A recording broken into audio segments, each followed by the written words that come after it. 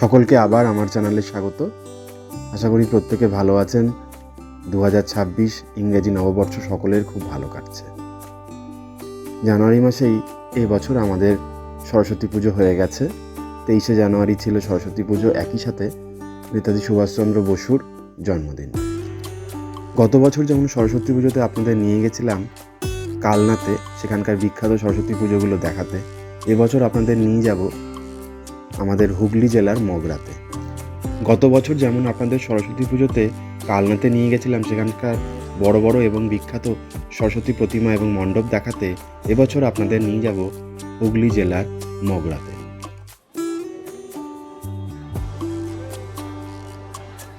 জায়গাটা তো বেশ সুন্দর। সবাই তো এদিকেও যাচ্ছে এদিকেও যাচ্ছে, দুদিকেই যাচ্ছে। চলো এদিকেই যাই।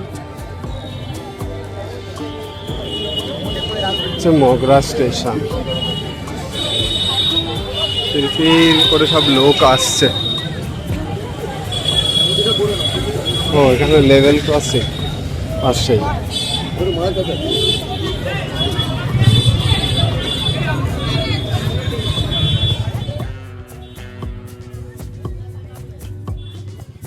অনেকদিন ধরেই শুনেছি সেখানকার সরস্বতী পুজো বেশ বিখ্যাত এবং বেশ জাঁকজমকপূর্ণ, তাই দেরি না করে এবছর আপনাদের সেখানেই নিয়ে যাব।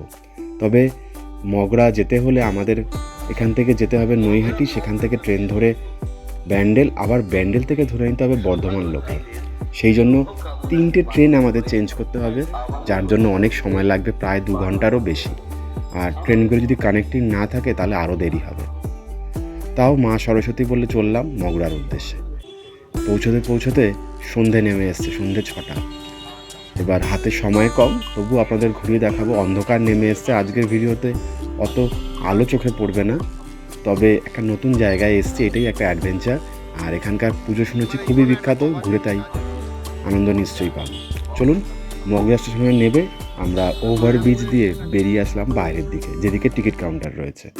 এদিকেই বেশি বড় পুজোগুলো হয়, কাটাপুকুরের দিকে আমাদের যেতে হবে। চলুন, পায়ে হেঁটেই যাব, কোন রাস্তায় চিনি না, আজ জিজ্ঞাসা করতে করতে। আর লোকজন যেদিকে যাচ্ছে সেই দিকে অনুসরণ করে যাগাবো। দুদিকে লাইটিং চোখে পড়ছে, অনেক খাবার দাবারের দোকান আছে, খিদেও অল্প বিস্তর পেয়ে গেছে, ব্যাগে কিছু খাবার দাবার রয়েছে। আর এখানকার বেকারির দোকানে গিয়ে কিছু খাবার দাবার কিনে নেব। অচেনা জায়গা, তাই খুব ভারী খাবার খাবো না, হালকা খাবারের উপরেই চলবো। আর বাইরের খাবার দাবার তো রোজই খাওয়া হচ্ছে, তাই একটু নিয়মবিধি মেনে চলবো। চলুন ঘুরে দেখাই প্রথম এই পুজোটা। এই পুজোতে আমরা দেখতে পারবো যে সামনে যে পুকুরে, সেখানে টাইটানিকের আদলে একটি জাহাজ বানানো হয়েছে। আর লাইট অ্যান্ড সাউন্ড শো তো চলছে, ভালোই লাগছে। আর মণ্ডপটা তো খুবই সুন্দর, প্রতিমা আরও সুন্দর। চলুন ঘুরে দেখাই এই প্রতিমা, আশা করি প্রত্যেকের ভালো লাগবে।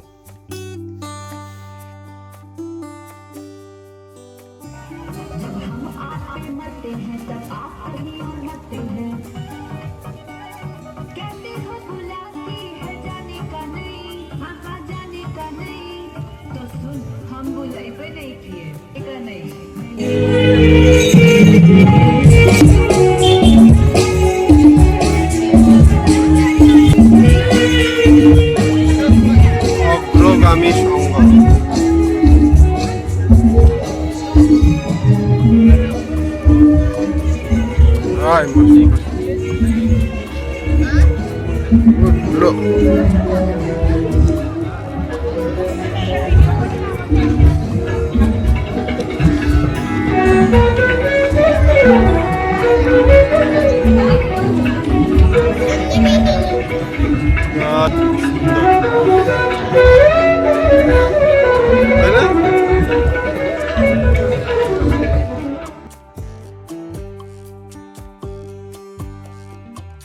মগরা আসতে হলে আপনি হাওড়া থেকে সরাসরি বর্ধমানগামী ব্যান্ডেল হয়ে যে সকল ট্রেনে যায় সেই সকল ট্রেন ধরে চলে আসতে পারেন। আর যদি আপনি আমাদের শিয়ালদা থেকে আসতে চান, তাহলে শিয়ালদা থেকে যদি সরাসরি বর্ধমান লোকাল তো সকালে একটাই রয়েছে, সেটা যদি পেয়ে যান তো খুবই ভালো। আর না হলে আপনি শিয়ালদা থেকে চলে আসুন নৈহাটি থেকে ব্যান্ডেল লোকাল ধরে নিন, ব্যান্ডেলে নেবে, আপনি আবার বর্ধমান লোকাল ধরে নেবেন। অনেকটাই রুট, চাইলে আপনি জিটি রোড ধরেও চলে আসতে পারেন নিজস্ব যানবাহনে। তবে রাস্তাঘাট খুবই সরু, আর এখানে যা দেখলাম যে 4 চাকা তো কোনো চান্সই নেই, সবাই বাইক নিয়ে ঘুরে বেড়াচ্ছে, কোনো ট্রাফিক রুলস রেগুলেশন কিচ্ছু নেই, লোকে প্রায় পায়ের উপর দিয়ে গাড়ি চালিয়ে চলে যাচ্ছে। এত ভিড়, সরু রাস্তাঘাট, আর প্রত্যেকটা জায়গাতেই মেলা বসে গেছে, বড় বড় মণ্ডপ, মানে একেবারে ভয়ানক অবস্থা। মানে সত্যি হাঁপিয়ে উঠেছি। মানে গরম জামা কাপড় তো শরীরে রাখাই যাচ্ছে না, পারলে প্লেন জামা প্যান্ট পরে ঘুরলেই কাজে দিত। এতটা এখানকার অস্থির পরিস্থিতি, গরম লাগছে, ছোট ছোট গলি, এত গান বাজনা, আলো, মানে একদম দুর্গাপুজো মনে হচ্ছে আমাদের।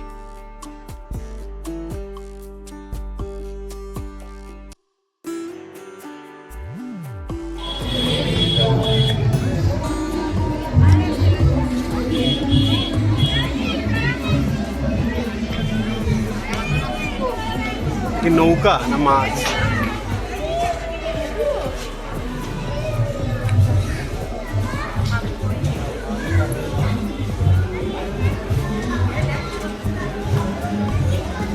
নৌকায় রাজবাড়ির মতো করার চেষ্টা করেছি।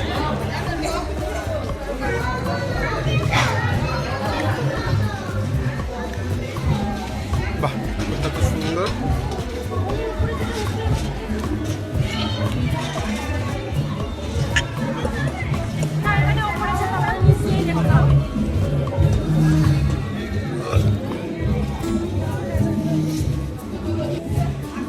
বাহ, বাবা, সামনেই তো ভালো পোজ নেবে।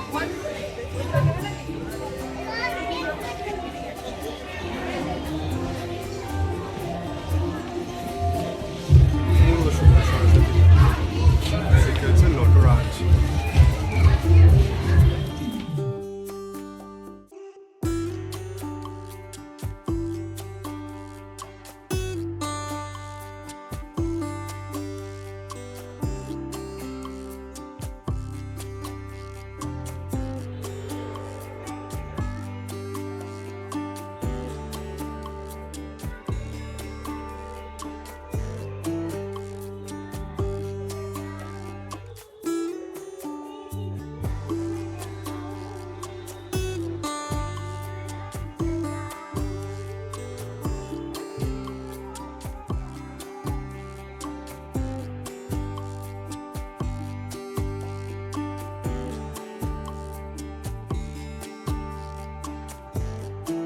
কিন্তু ঘুরে দেখবেন, ভালো লাগবে। কাটাপুকুর থেকে আমরা হাঁটতে হাঁটতে আরও ভিতরে চলে গেলাম, এই হাই রোডটা পার হয়ে মগরা রোড যেটা রয়েছে, মেইন রোড পার হয়ে এখানে একটা দোকানে বেশ চা খেলাম, ভালো লাগলো। আজকে অতটা শীত নেই, তবু চা না খেলে গলাটা ছাড়ছে না, সর্দি কাশি যেহেতু লেগেই রয়েছে। আরও পায়ে হেঁটে হেঁটে এগিয়ে যাব। একটা পুজো চোখে পড়লো, যেখানে পুরো বিয়ে বাড়ির আদলে মনে হচ্ছে সমস্তটাই। প্রথমে একবার ভয় লেগেই গেছিলো যে বিয়ে বাড়িতে ঢুকে পড়লাম কি না, তারপর দেখলাম না, ওটা পুজো মণ্ডপ।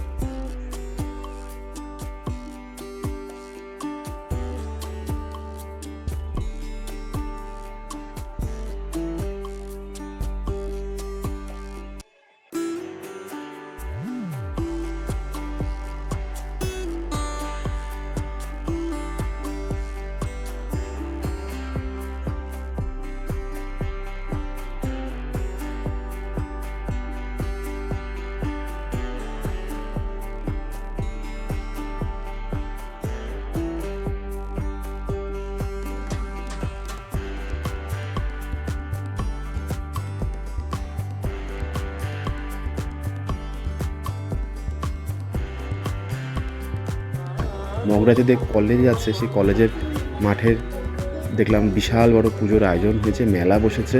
চটপট ভিতরে গিয়ে আপনাদের প্রতিমা দর্শন করাই। বেলঘড়িয়ায় যখন পাখি দিয়ে মণ্ডপ সাজানো হয়েছিল বা পাখির বাসাকে দেখানো হয়েছিল, সেই রকমই এখানকার মণ্ডপের কারুকার্য। আশা করি ভালো লাগলো, কিন্তু হাতে সময় কম, 7:50 ট্রেন ধরতে হবে, ব্যান্ডেল যেতে হবে। সেই ট্রেন দেখছি 10 মিনিট লেট, আর আমরা যে কত দূরে রয়েছি আমরা সে আন্দাজ পাচ্ছি না স্টেশন থেকে, কিন্তু তার মাঝেও আমরা ছুটলাম।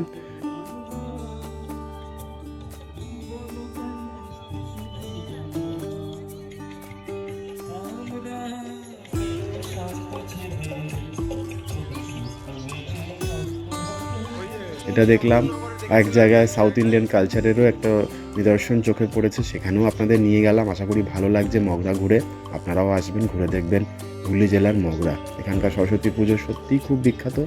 সামনের বছর ইচ্ছা রয়েছে দিনের বেলায় চলে আসবো, তাহলে আরও ভালোভাবে দেখাতে পারবো আপনাদের সমস্তটাই। এই বছর যেহেতু হাতে সময় কম, এবং আমি ঠিক জানতাম না যে 26শে জানুয়ারি এখানে পুজো মণ্ডপ থাকবে। আমি ভেবেছিলাম হয়তো রবিবারই শেষ, কিন্তু শুনলাম 26শে জানুয়ারিও থাকবে। একদিন পরে আসলেই হতো। যাই হোক, মা সরস্বতীর কৃপায় এবছর তো দেখে নিলাম, আসছে বছর আবার হবে। আপনারাও আসবেন, ঘুরে দেখবেন।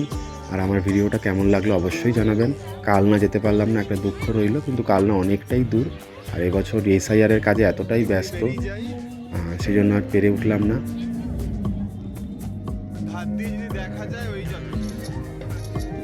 এই কাটাপুকুর ধরে হাঁটতে হাঁটতে একসময় ভেবেছিলাম যে আমরা পৌঁছে যাব ত্রিবেণীর দিকে, সেরকমই একটা ইঙ্গিত ছিল। যদি এই লাইনে ট্রেন না ধরতে পারি তাহলে কাটোয়া লাইনে ট্রেন ধরে ব্যান্ডেল ফিরবো, কিন্তু অনেক দূর যাওয়ার পর দেখলাম যে ত্রিবেণী অনেক দূর, আর ত্রিবেণীর দিকে কোনো পুজো হয়নি, তাই আবার রওনা দিলাম মগরার দিকে।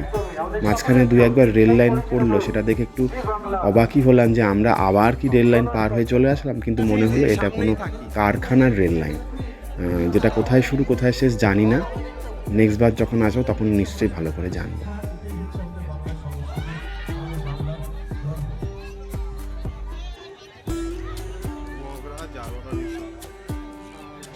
আরও কিছু ক্লাবের পুজো দেখলাম, মাঠের মধ্যে হয়েছে, বিশাল বিশাল মণ্ডপ, প্রচুর মানুষের ভিড়, সাথে মেলাও বসে গেছে।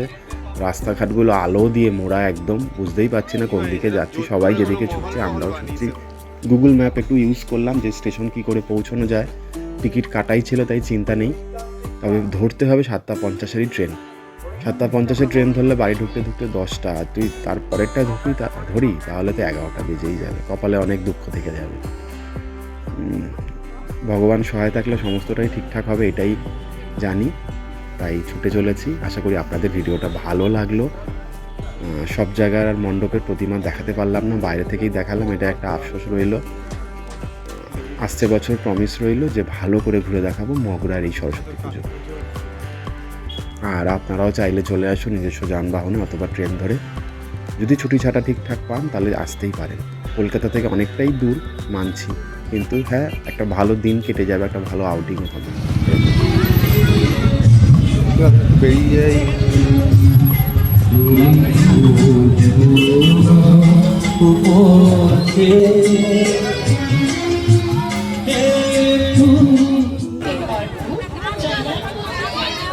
গল্প আনো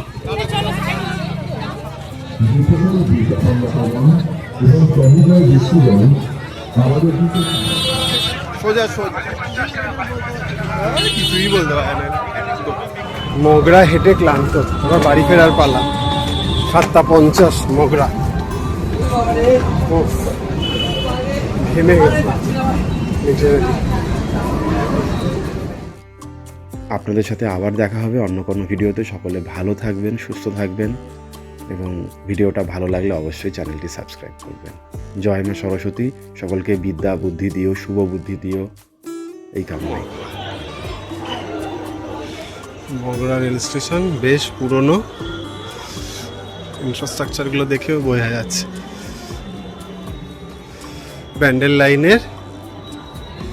ব্যান্ডেল বর্ধমান লাইনের স্টেশন হচ্ছে এই মগরা। এখানে আসলে ঠাকুরগুলো দেখতে পারবেন, দূরে দেখা যাচ্ছে চূড়া, এই একটা গেট, বেশ ভালোই।